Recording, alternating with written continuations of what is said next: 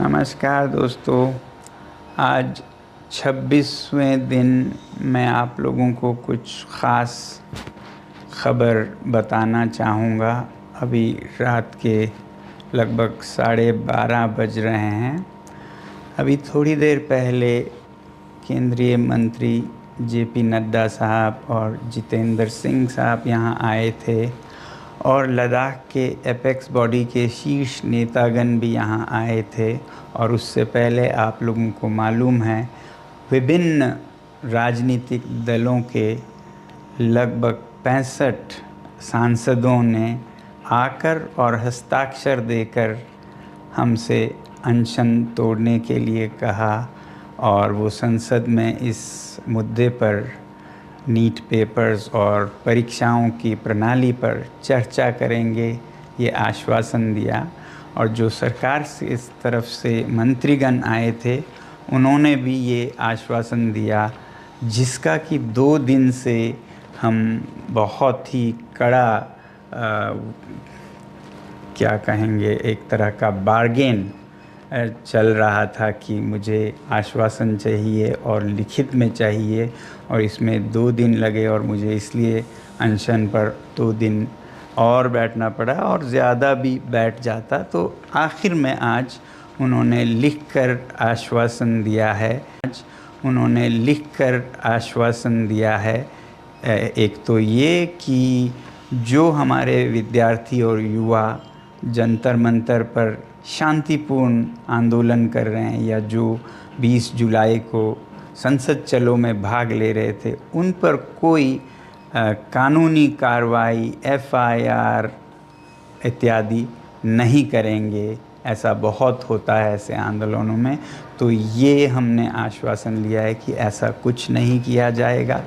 दूसरा ये कि जो पेपर लीक के इस हादसे में मृत हुए बच्चे हैं 20 से भी ज़्यादा, उन सब को उपयुक्त कॉम्पनसेशन दिया जाएगा, मुआवज़ा दिया जाएगा उनके घरों को।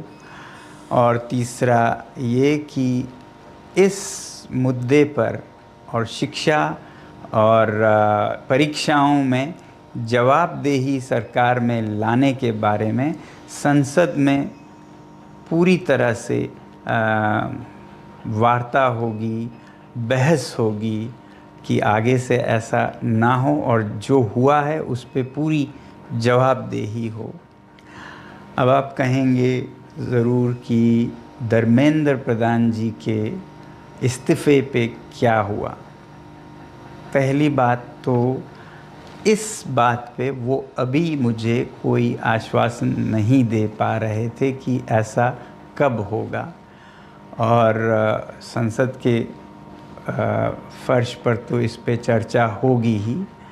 अब मेरे सामने 2 रास्ते थे, या तो मैं और अनशन पर बैठूं हफ्तों और शायद उसी में ख़त्म हो जाऊं। फिर आप ही लोगों में से हज़ारों लोगों ने मुझे आज से 2-3 हफ्ते पहले से कहते आए हैं कि आपकी जान ज़रूरी है, आपको संघर्ष आगे रखना है, ज़िंदा रहना ज़रूरी है। मगर मैं ये भी नहीं मानता कि हमने ये हासिल नहीं किया है। दोस्तों, मेरा दिमाग अलग तरह से चलता है। अगर वो ऐसा नहीं करते, इस्तीफ़ा नहीं देते, तो इससे हानि हमें या बच्चों को नहीं होगा, सरकार को खुद होगा। इस छोटे से मुद्दे को न टालकर वो खुद अपनी हानि कर रहे हैं। बल्कि दे देते इस्तीफ़ा तो कब से उनका ये सारा नुकसान रुक जाता। इसलिए मेरे लिए सबसे ज़्यादा ज़रूरी ये बात नहीं थी, इसका तो खुद निपटारा हो जाएगा तमाम तरीक़ों से। ज़्यादा ज़रूरी मेरे लिए था कि हमारे बच्चों पर कोई ऐसे केसेस न लगें। आपको नहीं पता है, मैंने देखा है लद्दाख में कैसे सालों, जीवन भर उन्हें FIR के चक्कर में अपने भविष्य को बिगाड़ना पड़ता है। ऐसा कुछ नहीं होगा, ये हमने उनसे हासिल किया है, इसकी मुझे खुशी है। और जो मृत बच्चों के परिवार हैं उन्हें उचित मुआवज़ा दिया जाएगा, इसकी मुझे खुशी है। और भारत के लोकतंत्र की सबसे उच्च मंदिर मैं कहूँगा, जो कि हमारी संसद है, वहाँ पर इस मुद्दे पर और जवाबदेही पर भी पूरी बहस होगी। तो इसके साथ मैं आप सबके भी बहुत बहुत धन्यवाद करता हूँ कि आप लोगों ने समर्थन दिया इस आंदोलन का। जय हिंद।